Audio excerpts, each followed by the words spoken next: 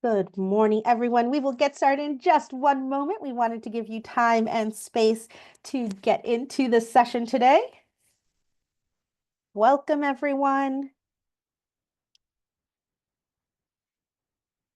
There we go. We see people popping in. Wonderful. We'll get started in just a moment, everyone. Excited to have you all with us today.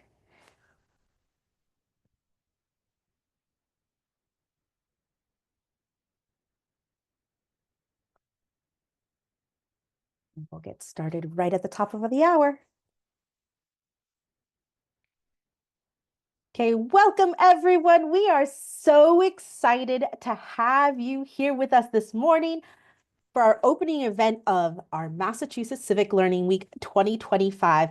It's going to be an amazing week of engagement, and we just can't wait to celebrate with you. And I'm Natasha Scott. I'm the co-director of the Massachusetts Civic Learning Coalition, and excited to introduce everything for you this morning. So the Massachusetts Civic Learning Coalition is a nonpartisan coalition of over 60 nonprofits, educators, universities, and other partners committed to renewing our democracy by ensuring that all students gain the knowledge and experience of civic learning.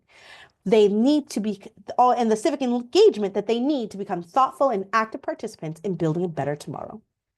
Now, those of you who might be wondering, what is Civic Learning Week? Well, we at MCLC believe that civic education has a vital role to play in the health of democracy, and that everyone has a stake in the civic life of our communities, state, and nation.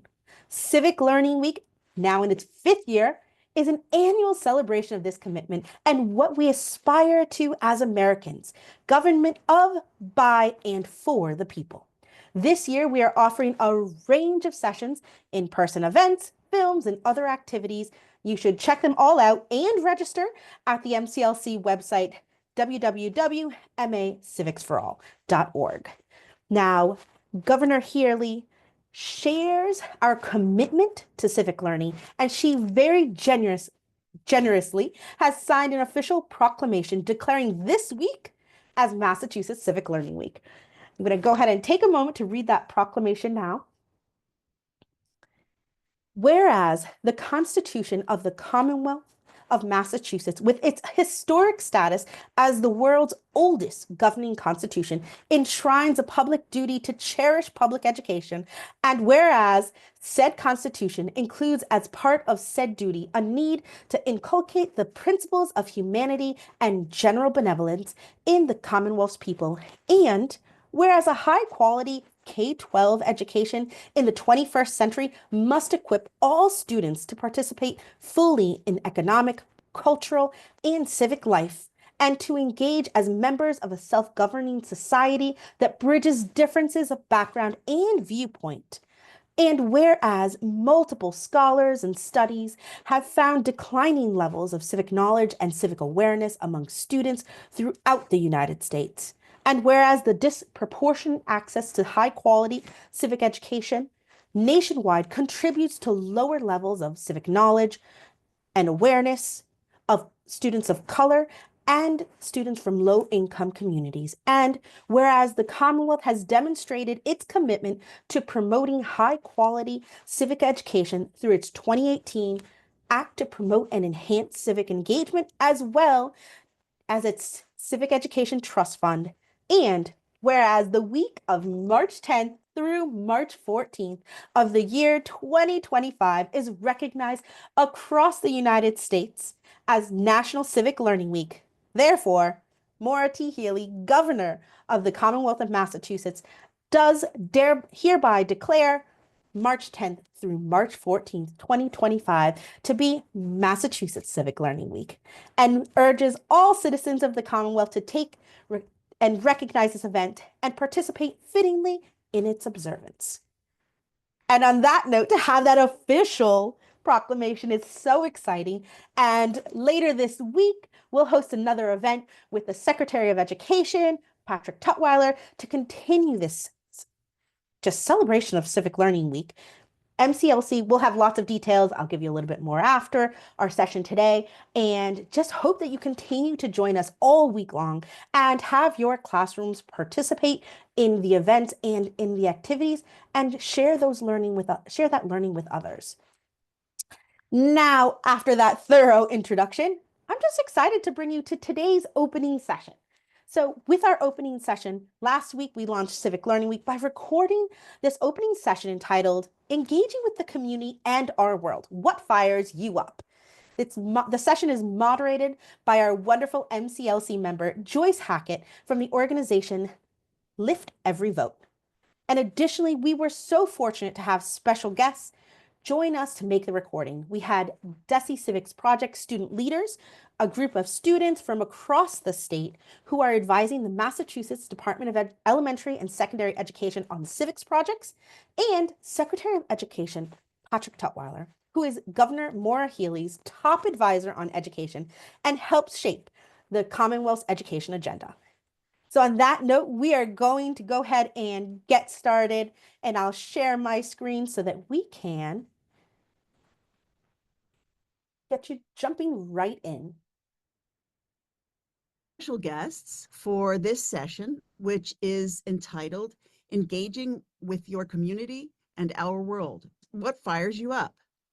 First, I'd like to introduce the Department of Elementary and Secondary Education's Civics Project student leaders. These are a group of students from across the state who are advising the Massachusetts Department of Elementary and Secondary Education on civics projects. Students, would you please introduce yourself briefly? Tell us your name, your grade, your school, and a few interests or plans that you have. And I'll start with Tyler. Hi, my name is Tyler Linnell, and I'm a junior at Citrus High School.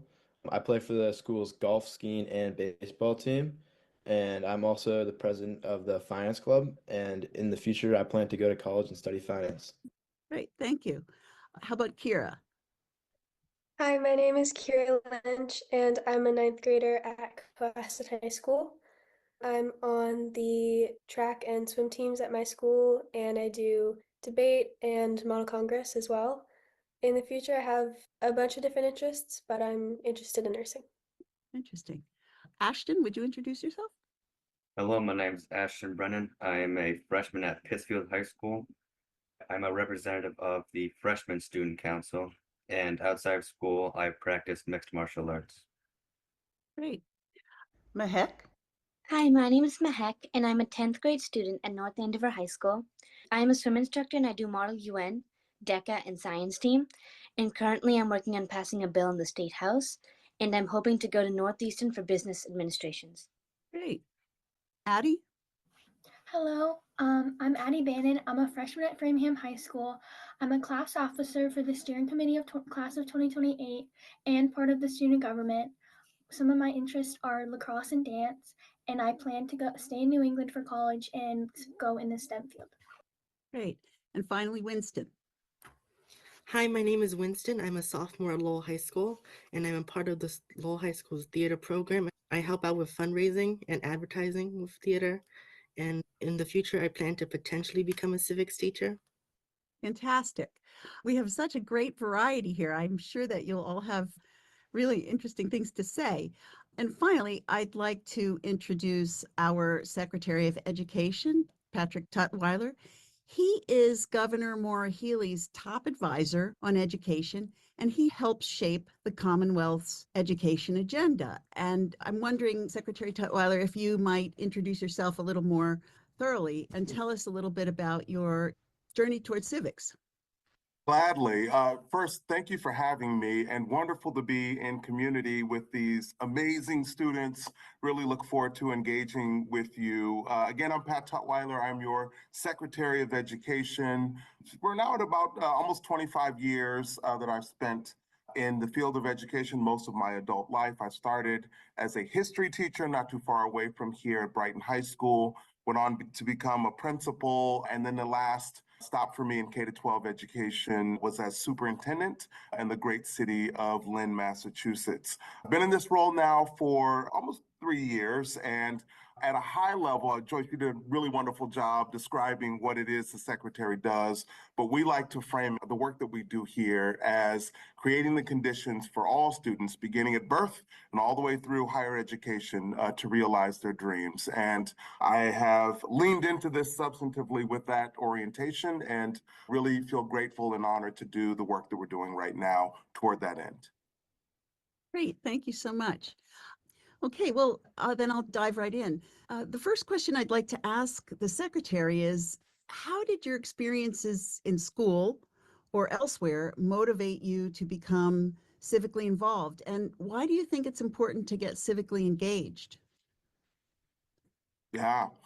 So, I could probably speak volumes about my experience being civically engaged, but I'll say that what really piqued my interest was a documentary that I saw as a young man, the Eyes on the Prize series, which remains for me probably the best documentary on the civil rights movement. But in it, I saw really early definitions of what it means to be civically engaged, what it means to identify a challenge in your community or in our country and work at the grassroots level all the way to the highest levels of government to make changes. And that stuck with me throughout my years into high school and into college. I became a history major, and later became, as I mentioned, a history teacher, which I would say at the core of what teachers do is really create the conditions for civic engagement. And one thing that I noticed, really important takeaway as a teacher, and as much as we work on reading, writing, and arithmetic, science, the arts, we're really engaging meaningfully with members of the community as well to create the conditions for all students to be successful, to thrive, to have their needs met. And I see that also as a deeply, deeply important effort that's rooted in civic engagement. And so I'd say I've had a lifetime of being civically engaged, but it really started for me with that Eyes on the Prize series. Mm-hmm. Interesting. Interesting. Um, I'd like to then now ask the students as well, what do you think youth bring to the table about civic issues? And how can we maximize youth civic engagement in state and local government? Yeah, Tyler. I think that the youth, particularly high schoolers and middle schoolers, they bring an alternate perspective than maybe as you would, Mr. Secretary. Also, beginning to start with, which started me becoming civically engaged in school, that kind of helps be more civically engaged with your state and local. Mm-hmm. Kira. Yeah, there's definitely like a great perspective that's kind of unique that youth can bring. And also there's the benefit of like youth and especially like teenagers in high school kind of have the ability to connect with everybody because sometimes trying to connect from like adult to kids, like there might not be such like a bridge there that they can really communicate on. But I think the youth are able to communicate with adults and express their beliefs, and they can also inspire other people their age. That's such a good point. So I'll just come back to my second question, which is, how do you think we can maximize youth civic engagement? What can we as adults and as teachers do to help students feel comfortable reaching out for goals that are in the school, but not just in the school, also in local and state government? Mihek, how did you become involved in trying to pass a law? Well, I feel a big part of this is having people who are agreeing to listen to you. For me, it was having senators and representatives listening to what I had to say, which was a surreal feeling because I knew that my voice was being heard and people want to listen to me bring change. This also ties back in how kids can bring a change because we have a perspective that not many adults can have. Being in school, we can see things that might be different than what a teacher might see or an educator. This way, we can bring our perspective, and being heard can lead to so many amazing projects like so many people have. I think that's a very, very good point. I don't know if you know this, but we have one town in Massachusetts that has the home rule, and I believe where students can serve on the school board.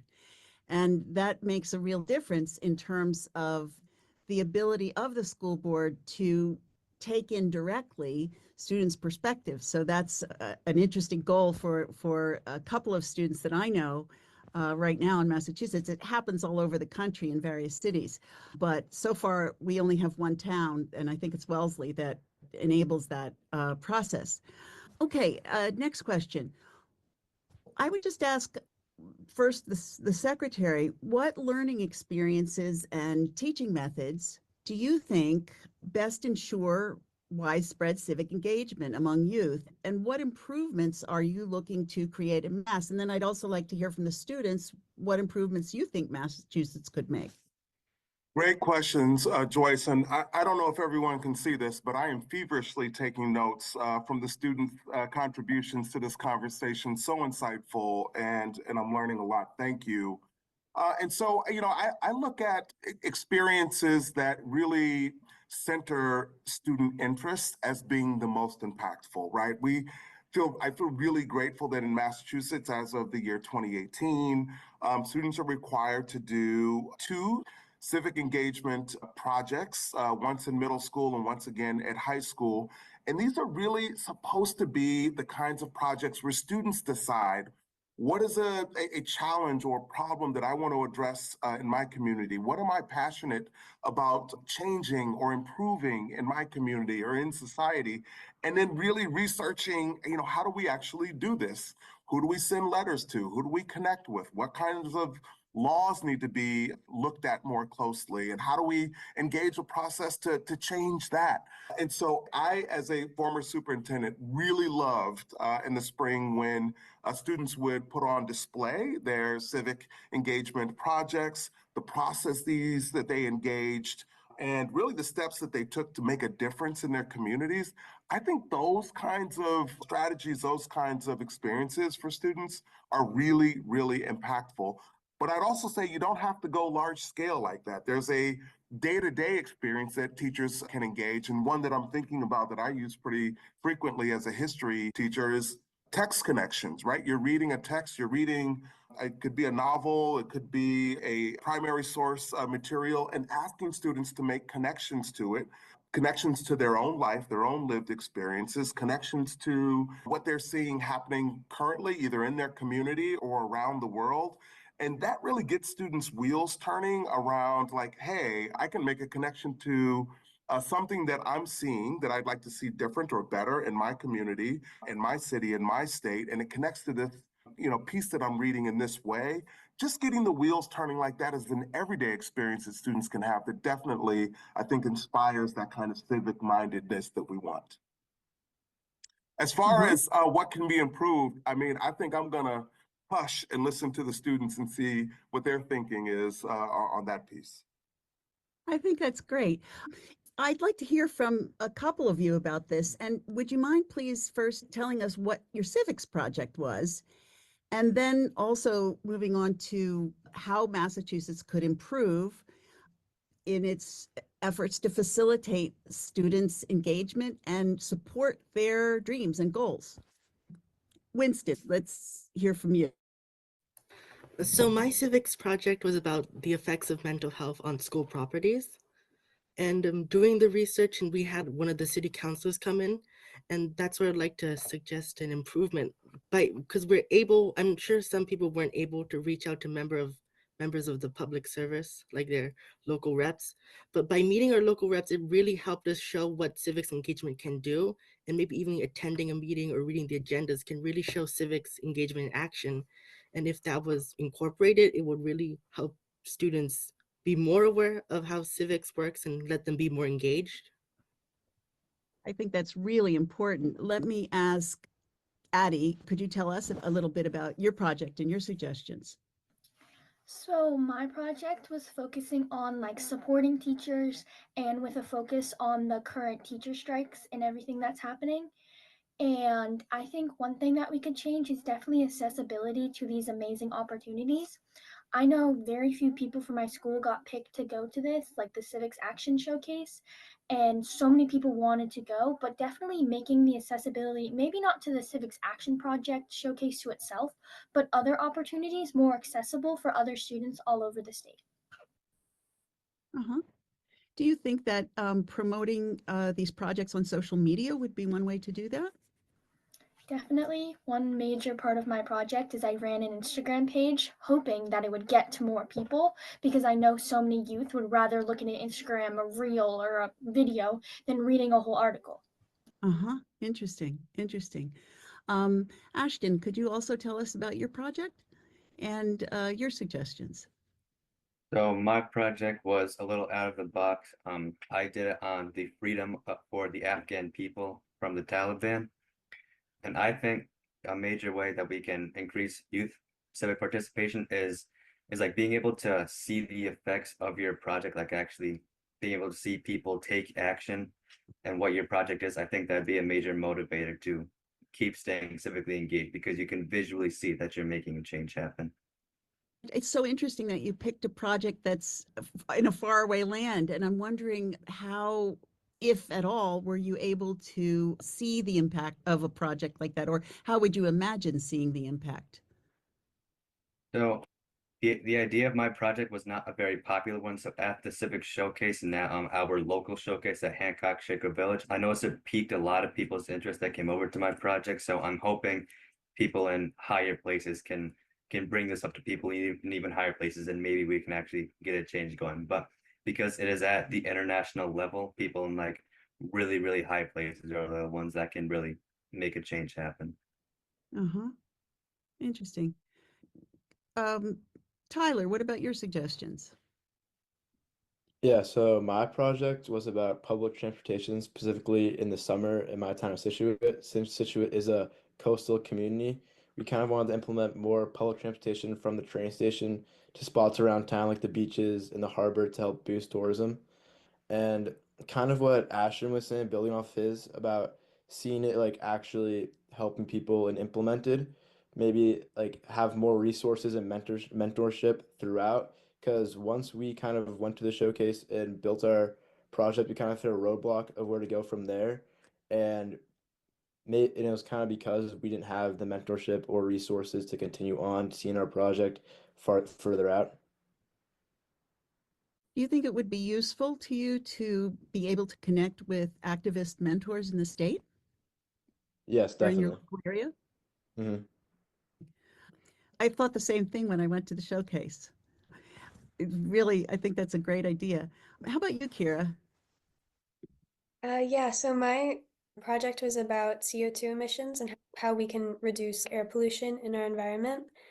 And definitely, like, my favorite part of the whole project was getting to make our action plan, which was getting no idling signs put up around our school, which we like made happen, and that was great. And then we also advocated for like getting an electric bus at our school, and that also happened by the end of the year.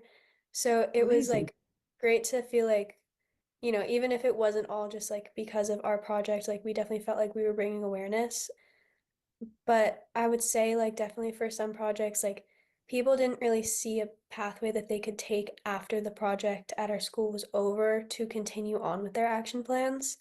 So, people like worked on making their action plans happen during the time where we had the class.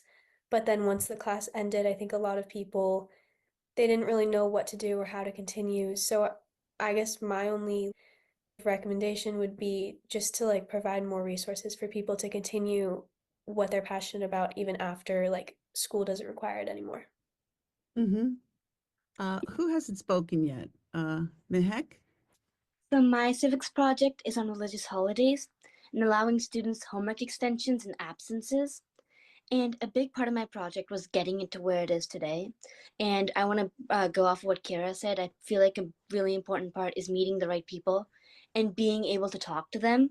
And that's one thing I really love is how willing people are to listen to your story and to assist you in any way that you can. Right now, my project is getting filed as a bill in the state house by Senator Tarr's team. And I'm hoping that it can become a state law. We passed in my school in town a few months ago. And I'm hoping that all students should be allowed to celebrate religious holidays without worrying about school or homework. That's really all very interesting. And I think it would be actually very easy to develop a list of activists on various issues in the state who might be willing to connect with you based on your subject of your project. I know a lot of those people because I worked on automatic voter registration in the state. So I had to go to every little town and to explain to people what automatic voter registration is. And I met a lot of the activists across the state, and I was just amazed by the people that I met.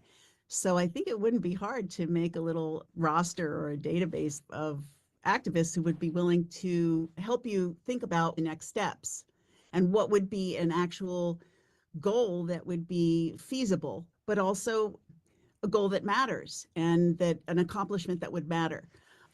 Wow, I'm impressed by all of your suggestions. It's just terrific. So let me ask you another question, and this is for both the secretary and the students.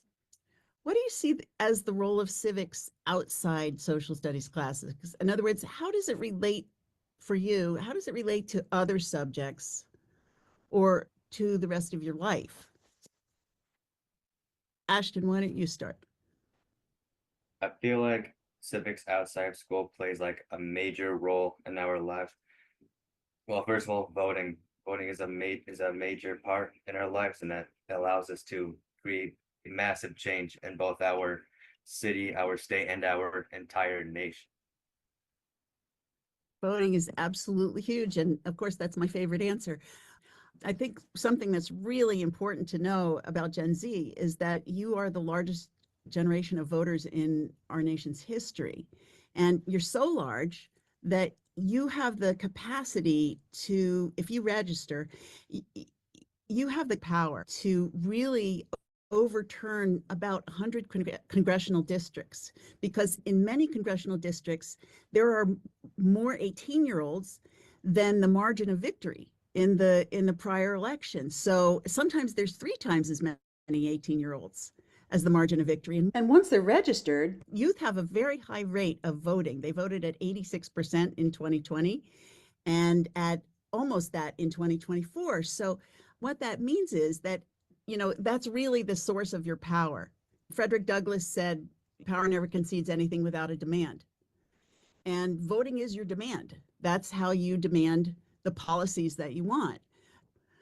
Okay, so let me ask Winston, what are your thoughts about the role of civics outside of the classroom and how it relates to the other subjects that you study or outside of school? For me, I'm currently enrolled in a class called Theater for Social Justice, where we research local topics or local issues that people may not be aware about, and we draft plays or like short scenes to help bring out awareness to people.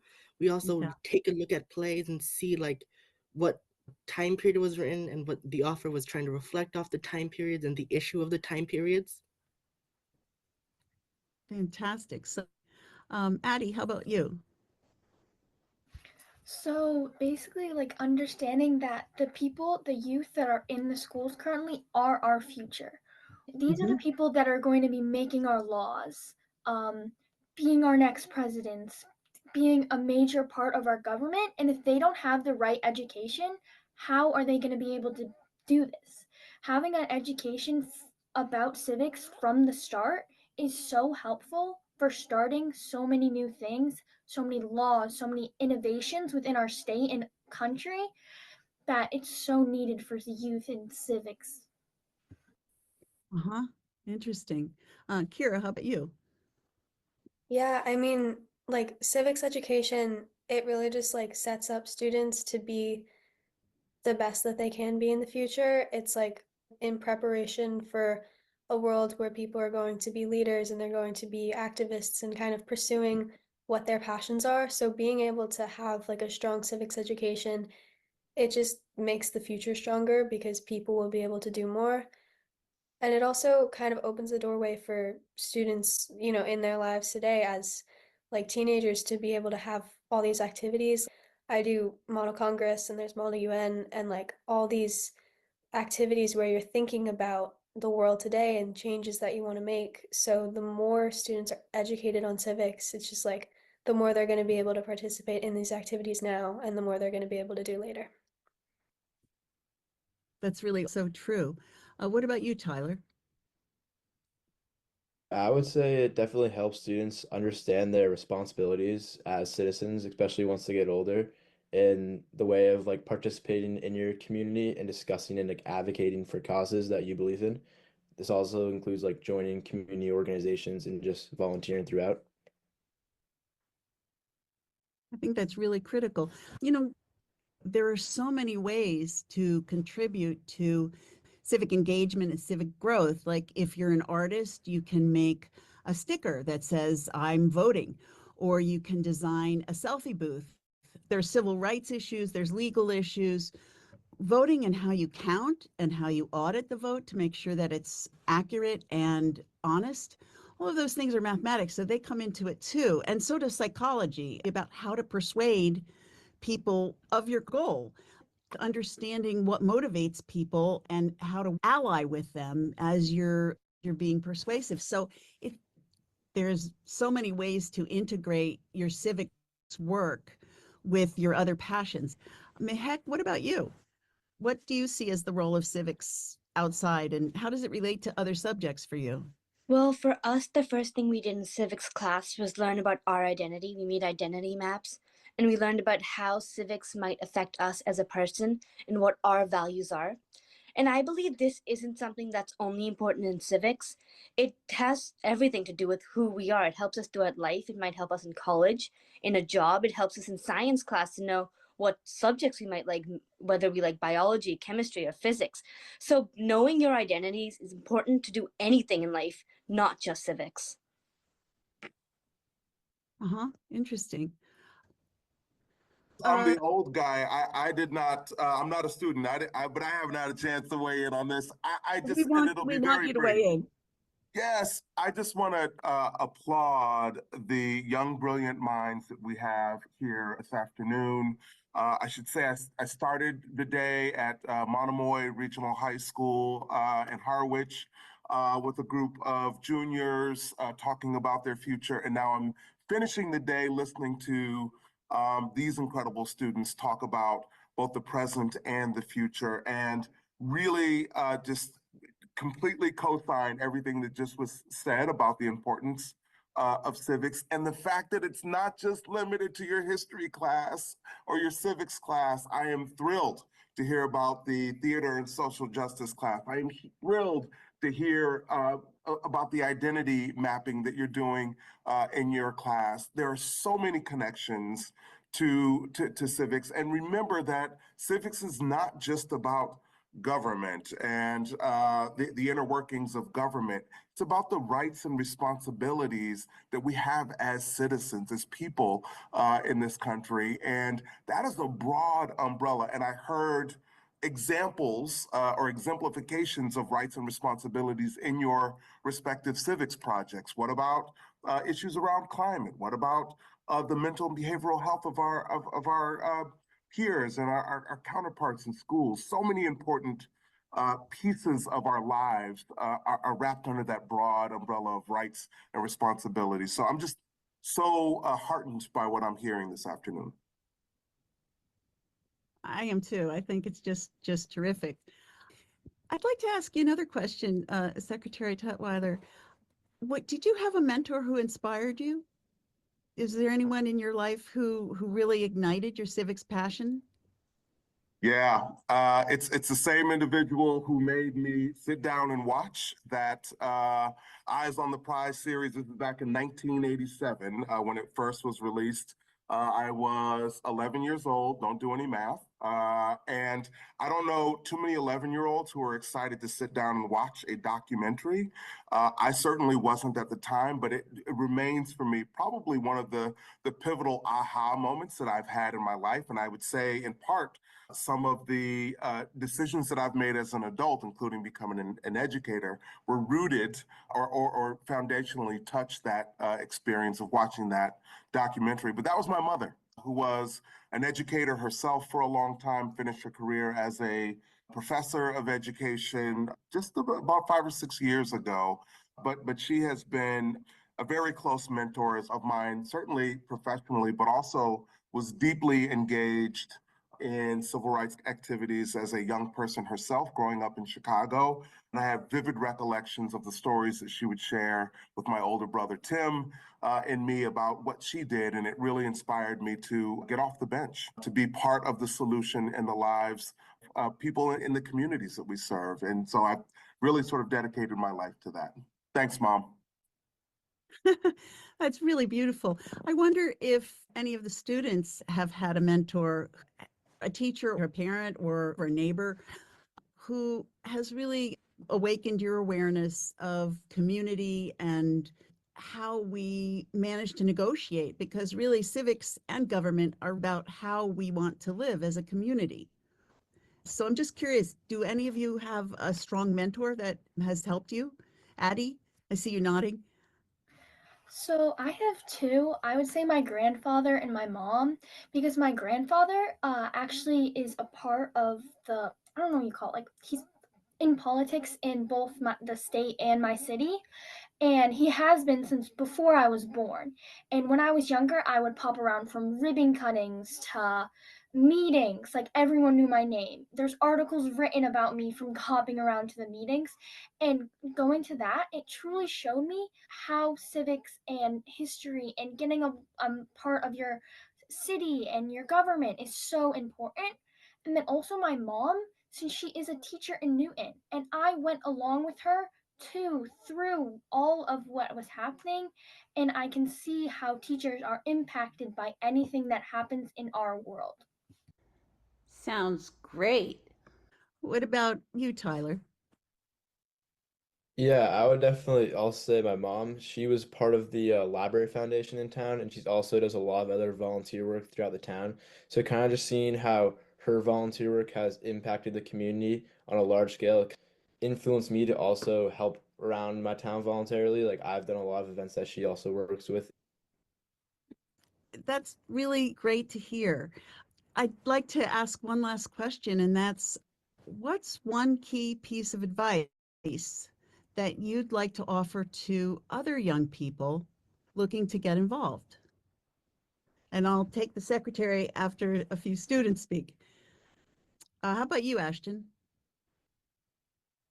I'd say for advice to give someone that wants to get civically engaged, it, it can be a very complicated topic to cover, but once you understand the basics of it and once you meet the right people that can teach you more about it, the rest will all come very easy. But the big thing is just getting past the hard part, which is finding the interest in it. But once you have the interest, stick with it because it is a very cool topic.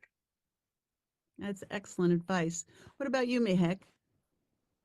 Some advice I'd give to future students is that if something is important to you and if you believe in it, follow through because anything you try to do can help bring change. That's very true. Winston, how about you? If you're looking to participate, I would say you should just go out, attend school committee meetings, attend city council meetings, and if you can't, maybe educate yourself online by reading the agendas. And I really think it's really important now, especially. So, if you want to participate, just go out and just do it. I think that's such an excellent suggestion because understanding how the system works is really important to be able to make change. What about you, Kira? I would say like the biggest thing that I would advise people to do is pick a topic that you're really interested in and don't get discouraged if other people maybe aren't at first super willing to hear you because other people might not be as passionate about something as you are, but it's really important to not let that deter you from going after the change that you want to make. So just like making sure that you keep your own motivation and you're not seeking validation in anyone else for your ideas. So important. When you know just about the abolitionists, Frederick Douglass and William Lloyd Garrison and Susan B. Anthony as both an abolitionist and a suffragist, when you read about what they went through, they really had to have this internal motivation to continue. Having things thrown at them, Frederick Douglass was thrown off a train because he refused to move into the black car. And I was personally inspired when I started to read about them, and I realized, wow, they've gone through so many more difficult situations than I have, and they managed to stick to it. So it really inspired me to keep working. Lastly, I'd just like to ask Secretary Tutwiler, what are your thoughts on that question? Yeah, so hard to offer something additional beyond the profound statements that students have made already. But I will just, Ashton, you said something a little bit earlier in our conversation that really struck me. You said students need to get involved because they can make change, right? And I completely agree with you. And I think we heard Jankira, Mahek, um, who got engaged, who got involved, and actually resulted in some movement, in some change. And so, yes, it's important to understand the process. Yes, it's important to understand the framework, but it's most important to get going, right? To get involved, to, as I said earlier, get off the bench, because change can happen as a result of your push. Last thing I would say, every spring since I've been in this role, I get a lot of letters. And I want everyone to know that those letters to me from students are like gold. I read every one of them and I respond to every one of them. It's my opportunity to hear directly from a student what's top of mind for them, what difference they would like to see, and what their experience has been. I want to make sure that the changes that we're pushing for actually land in a place of importance and impact for students. And so I would say, just underscore again, use your voice in any way, shape, or form, whether it's an email, a letter, or a phone call. People like me in positions of government want to hear from you, want to understand your perspective, and ultimately want to do right by you. So definitely get involved, get off the bench. Ashton, I'm with you. Students can make change. This has just been an absolutely terrific session, and I feel really fired up. By listening to all of you, it's really so inspiring to hear you talk about what matters to you and the actions that you've taken. And it's also given me several terrific ideas about how we can support you. So I'm really looking forward to thinking about how to implement your ideas. Do you have any? And on that note, just on that final reflection from Joyce and from Secretary Tutwiler, just so excited to have such a wonderful start to Civic Learning Week in Massachusetts with an opening session that just sparked conversation with students, got so many different perspectives. And hopefully, you guys are leaving energized for this whole week of celebration. And I just want to thank you again for joining us for our opening session for Massachusetts Civic Learning Week. Be sure to sign up for other events. There are things going on all week long. And we'll be, again, there's going to be a range of online sessions, in person events, films, activities. Check it all out. Definitely explore. And our website is www.macivicsforall.org. And you can find all of the opportunities there this week. And make sure that you are sharing with a friend and join us and show your civic spirit this week. We hope you have a fabulous week and enjoy, everybody.